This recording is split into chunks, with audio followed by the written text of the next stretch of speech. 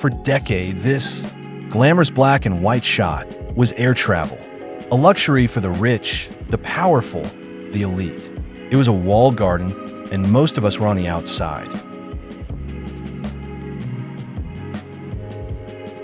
But then a revolution happened, and it wasn't powered by a bigger jet engine. It was powered by a single, boring equation. RASM, CASM. This inequality changed everything. It didn't just create cheap flights, it reshaped the entire world. Let's talk about how.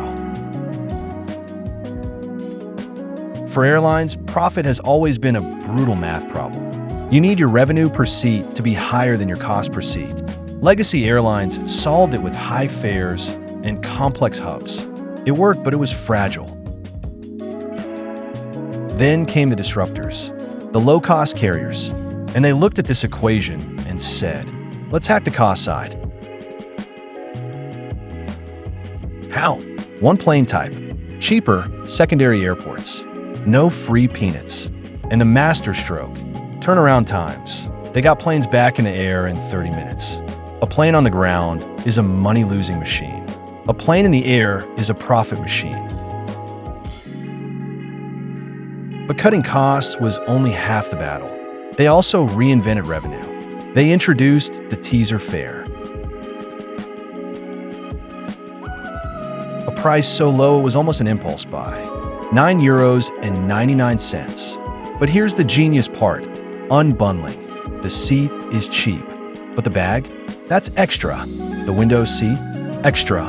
The right to breathe? Okay, not yet. This wasn't just a pricing strategy.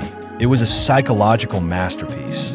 They attracted everyone with the low price, and then captured profit from the customers who needed more. They turned the airplane cabin into an a la carte menu.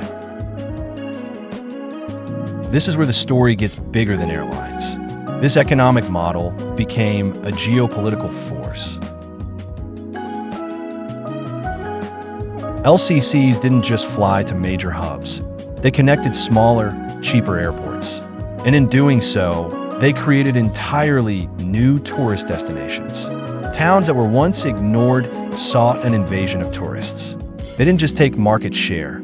They created new travelers.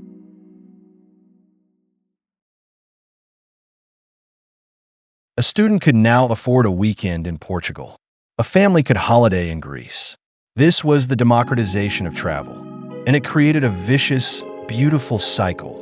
Low fares fueled tourism, and a growing tourism industry justified more flights.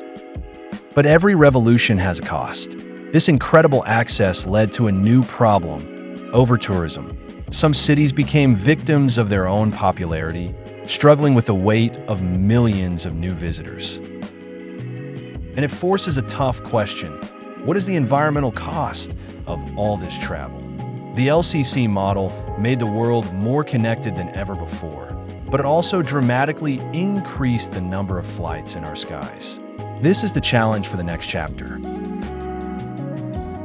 So the next time you see an ad for a ridiculously cheap flight, remember, you're not just looking at a ticket. You're looking at the end result of an economic revolution. It all started with this simple formula, a focus on efficiency that didn't just create profitable airlines. It built a more connected, accessible, and complicated world. It shrank borders, and it proved that sometimes the most powerful changes don't come from making something new, but from making something available to everyone.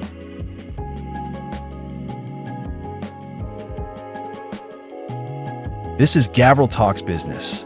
What do you think? Are cheap flights a net positive for the world?